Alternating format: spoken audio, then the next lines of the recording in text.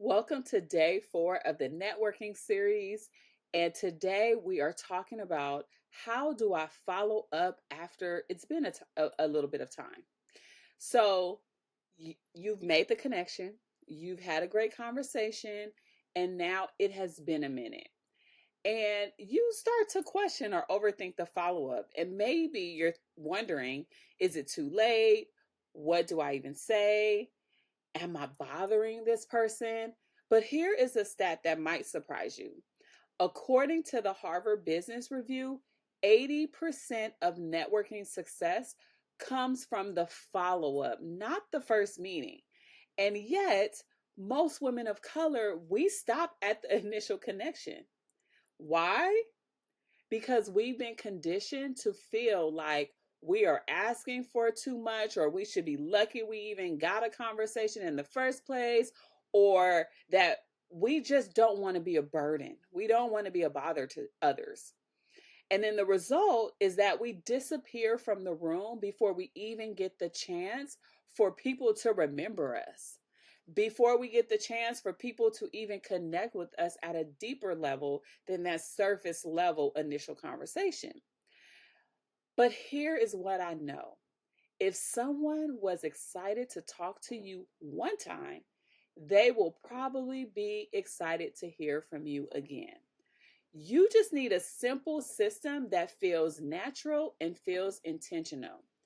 And that is where the 222 method comes in. It gives you a rhythm, something to help people your name to stay on the top of people's minds. And it helps you to not second guess how to reach out, what to say, or what message to even communicate. So here is how it works.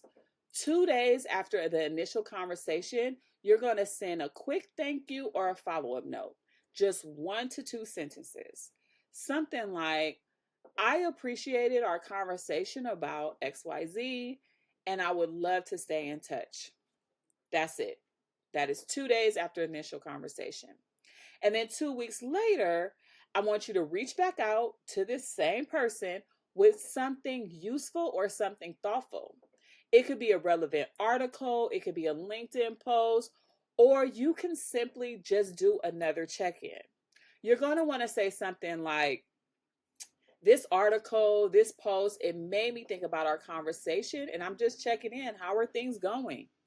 See how simple this is? And then 2 months later, you're going to circle back and you're going to update them on something that you have done. You share what you have done. Maybe you've gotten a new job, maybe a new opportunity, maybe you've joined a board. Whatever it is, reach back out and update them on something you've done and then ask them how they're doing. Or you can see if they be open to reconnecting. And that is if that you already have not reconnected during this time frame, okay? But most of the time, they're going to want to say, hey, let's meet virtually, let's go for a coffee, let's do a coffee chat, whatever it is. This is low pressure and simple, and this is how you can follow up. It removes the awkwardness, it doesn't force yourself onto anyone. It's really about you being intentional and authentic and just human.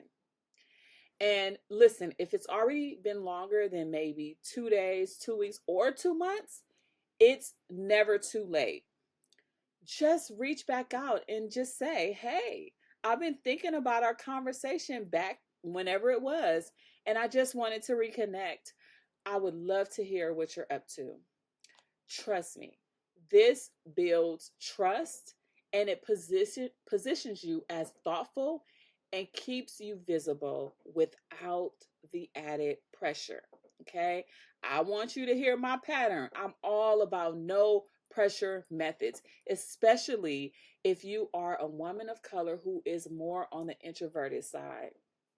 As a woman of color, your visibility is not a luxury. It truly is a leadership strategy. The more that they see you, the more they remember you. But when you're out of sight, that's right, you're out of mind. So let's start building the relationships that actually open doors. And I want you to do it honoring who you are.